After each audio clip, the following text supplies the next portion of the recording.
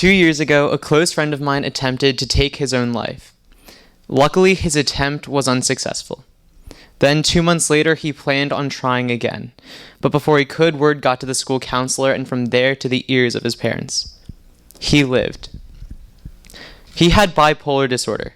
Bipolar disorder is a mental health condition associated with mood swings between manic highs and depressive lows. Most days he was on his lows and just wanted to escape away from the people around him at school. Every day at lunch he was miserable, ate his food quietly, not bothering trying to talk to or even sit with any of his friends. He is just one of the many examples of people suffering and struggling to fight off this intrusive mental disorder. In fact, according to the Mayo Clinic, bipolar disorder affects over 3 million people in the US alone every year. And worse, there aren't any complete cures. People with BD can seek help from treatment, but there are none that can fully rehabilitate patients. There are many other disorders similar to BD without complete cures, such as generalized anxiety disorder, panic disorder, anorexia, obsessive-compulsive disorder, and perhaps the most infamous, major depression. In this speech, we will first learn about the very recent increase in the appearance of these unwelcome illnesses. Second, we will discuss the impact it has on the decisions made by those affected. And lastly, we will determine how best to prevent and treat these disorders. According to the National Center for Health, there were 10.5 deaths by suicide per 100,000 people in the US in 1999. By 2014, the rate had increased to 13, and the CDC, or Center for Disease Control and Prevention, claims the rate reached almost 14 people by 2016. In other words, the suicide rate increased by 33% in only 17 years. Why did this increase happen so quickly? Well, the reasons aren't exactly clear. Some scientists blame the rise of technology and how it prevents people from having more meaningful face-to-face interactions. Without learning how to empathize with our peers, we risk not understanding the power of our emotions and what they can make us do.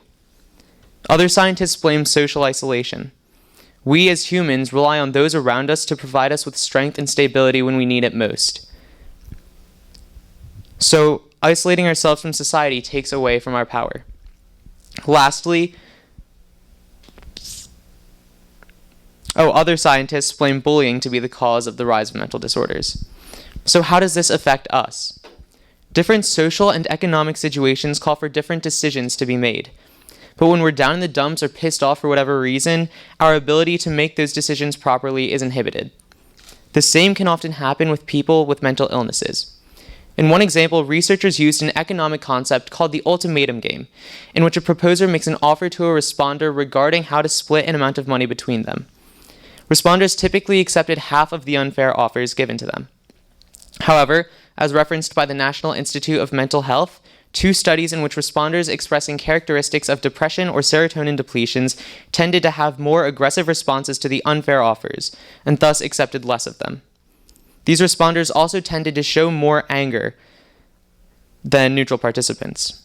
As you all can see from these experiments, these mental illnesses drastically increased the amount and intensity of negative emotions in regular exchanges between people. My final point to address is about the prevention and treatment of mental illnesses. The first big part of prevention, which sounds impressively simple, is to try not to care too much about the little things in life, like grades or social status. The second part is to find a group that supports you, whether it be your friends, your family, or both. If you ever find yourself feeling down, make sure you have people that you can turn to help you through your tough times. But sometimes these mental illnesses are difficult to prevent and need to be treated. Most, as I said earlier, do not have complete cures. However, they can be helped. The Anxiety and Depression Association of America compiled a list of treatments for depression consisting of pharmacological treatment, electroconvulsive therapy, and psychotherapy, which consists of cognitive behavioral therapy and interpersonal therapy. Pharmacological treatment is the use of antidepressant medications to help patients feel better. Sometimes different medications have to be tried out to find what works best for the patient. Electroconvulsive therapy is mostly used for patients who are not responding well to medications, who are suicidal, or who are risks to their own safety. It involves a brief electrical stimulation of the brain while the patient is under anesthesia. Psychotherapy utilizes a professional to talk to and help unravel the issues within the mind.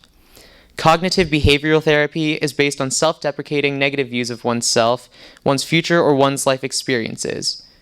This form of therapy is to help patients stop their maladaptive thinking and behavioral patterns.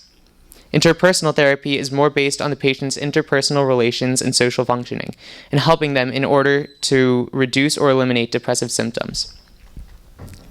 In the song The Nights, Avicii says, "One day you'll leave this world behind, so live a life you will remember." Avicii suffered from anxiety and depression, which led him to heavy alcoholism and ultimately to suicide. He was only 28 years old when he died from self-inflicted wounds from a broken wine bottle on April 20th of last year. Mental illnesses destroy. They kill.